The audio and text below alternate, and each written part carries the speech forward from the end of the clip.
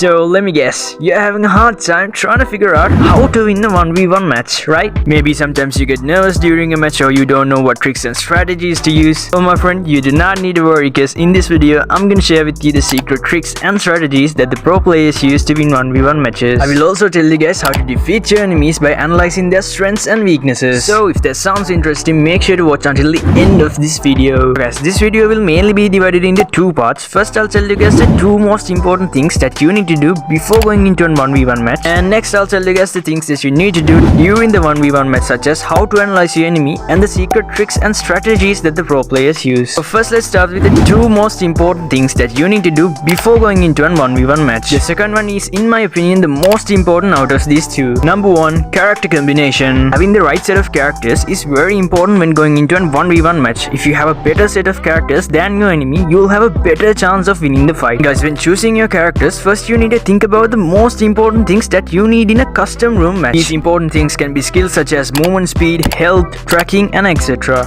So now when selecting your 4 characters, in my opinion, I think the best active character for custom rooms is the Skylar character. And that's because you can use this character to easily break down glue walls and rush the enemy. The special thing about the Skylar character is that he has another skill which can be a game changer in a 1v1 match. The second skill of Skylar will increase your health when putting glue walls. As you all know, in unlimited ammo custom rooms, you can put unlimited amounts of glue walls. So when you have the Skylar character, there's no need to worry about medkits. In some custom rooms, some players might not allow you to use the Skylar character. So if by any chance you're not allowed to use the Skylar character, the next best active character that I would recommend you to go with is the Arlog character. That's because he will provide you with both movement speed and health at the same time. So now when selecting the next 3 passive characters, first you need a character that will further increase your movement speed. As you all know, movement speed is one of the most important factors in a 1v1 match. So the second character that I would recommend you to use is the Kelly character. In a 1v1 custom room match, it's very important to keep in track with your enemy. If you don't keep in track with your enemy will try to confuse and attack you. And when you get confused, it will be very hard to plan your strategies. So for that, you'll need a character that will help you to track your enemy. If you're a player that likes to play in an aggressive style,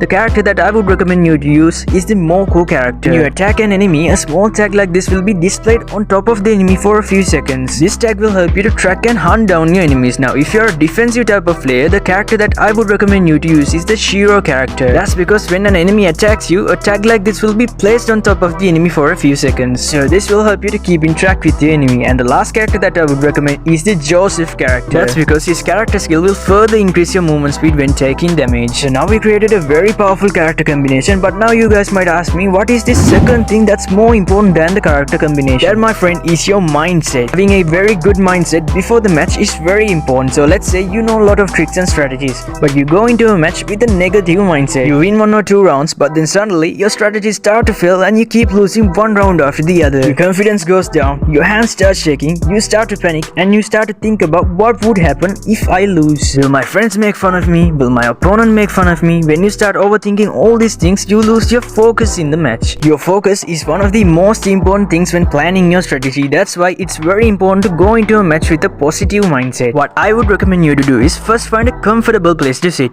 Next, what I would do is I would go into the training ground and practice before the match. Playing a custom match with your friends before the match is also a good way to practice, but there's also a downside to this. If by any chance your friend defeats you in the match, your confidence will go down. So the best option is to go into the training ground with your favorite gun. I know some players have phones that heat up when playing, so if you have a phone that heats up quickly, what I would recommend you to do is, after practicing, let your phone cool down for some time. After that, you can play when you're going into the match. When going into the match, as I said earlier, it's very important to focus on the match. It will be very easy to focus on the match if you calm down your mind. So take a deep breath, calm yourself down and relax. In this state of mind, it will be easy to focus and think your next steps. And guys, be confident that you can defeat your enemy and don't give up. I have watched players who have won matches by going from 0-6 to 7-6, so never give up and be confident. Although confidence is very important, don't be overconfident. For example, I have seen some players that get too overconfident about their skills that they don't even think about practicing before the match. So don't be that guy, be confident, but make sure to practice well before the match. Now we figured out a powerful character combination, we fixed our mindset, now comes the fun part. What are the things that you need to do during a 1v1 match? So guys, before we analyze our enemy, we need to at least play the first round with the enemy. Now when going into the first round, first select a gun, a vest, a helmet and a glue wall. When selecting the gun, choose a gun that you can use very well. If you have only a few guns and you have to pick between the helmet and the vest, go with the vest. Buying a level 2 helmet in the first round is useless. If you buy a helmet in the first round, a single headshot from Desert Eagle gun could be able to easily knock you down. round. And guys, most of these players will try to knock you down with body shots, so it's very important to have a vest in the first round. As you guys can see here, if I shoot an enemy without the vest with a Desert Eagle gun, the damage will be 90. But if I shoot the enemy with a level 2 vest, the damage will be 45. So guys, now when rushing, you have to know that in Free Fire, the crosshair is placed more towards the right side. So most of the time, the enemy will wait in the right side of the glue wall to attack you. When someone is in the right side of the glue wall, they can peek and fire without going a lot out of their cover. But if they are in the left side of the glue wall, they'll have to go a lot out of their cover to attack the enemy. So now when rushing, it's better to rush from the right side of the glue wall, because for the enemy, it will be the left side. That's because the enemy will have to come out of his cover to attack you. But that doesn't mean that you have to always rush from the right side. If you play against a smart enemy, he will be able to predict the side that you will rush them from if you keep rushing from the same side. So guys, now when attacking an enemy, you don't always have to go for one taps. If you can do one taps very well, that's awesome, go for it. But if you don't know how to do one taps that well, go for normal drag headshots or body shots with fast glue walls and fast 360 glue walls. But if you don't know how to do fast glue walls or fast 360 glue walls, in the end screen of this video, I'll put out a playlist that will contain a bunch of important videos that are important for 1 versus 1 matches. So make sure to check that out. As I said earlier, your movement is also very important in the match. So don't just try to stay stable behind a glue wall. Try to move around in the match while defending yourself with glue walls. So now I'll tell you guys how to analyze your enemy. In this video, I'll show you guys 3 methods to analyze your enemy. The first way to analyze your enemy is by the enemy's gun. For example, if the enemy uses a gun like the M1887, most of the time the enemy might try to double tap you, so try to maintain some distance with the enemy. If the enemy is using a gun like the AWM, you shouldn't expose yourself a lot. Even a single body shot from an AWM can be very critical, so always try to defend yourself with fast glue walls. The second way to analyze your enemy is by the enemy's movement pattern. As I said earlier, because of the crosshair placement, most of these players in Free Fire will rush you from their right side. So check whether if the enemy is always rushing from the same side. If the enemy does this, you can do a prediction shot on the enemy. And guys, when you are rushing, try not to rush from the same side every time. So guys, the third way to analyze your enemy is to look for the enemy's weakness. There are some players who can't play that well in short range, so these types of players will always try to attack you from long range. So now you can take the fight into short range and attack these types of enemies. Now before I get to the tricks and strategies, first I need to point out a very big mistake that players do when rushing. The mistake that players do is that they forget to reload their guns before rushing. If you reload the gun without any cover, the enemy will be able to easily take you down. So always try to find a cover, next reload and rush your enemy. You can also switch to the second gun quickly if the first gun runs out of ammo. So now I'll tell you guys the secret tricks and strategies that the pro players use in 1v1 matches. So let's start with trick number 1. The first trick is called the fake peek. As you all know, some players will stay in their glue walls like this and won't jump out until you come out of your glue wall. So this trick can be used to bring your enemies out of their glue walls. To do this, quickly go a bit outside of your glue wall and then quickly come back inside. When you do this, some players will jump out of their glue walls to attack you. So now when the enemy comes out of the glue wall, you can go back outside and attack the enemy. There's another very similar trick like this, which is called the Appalapatu movement trick.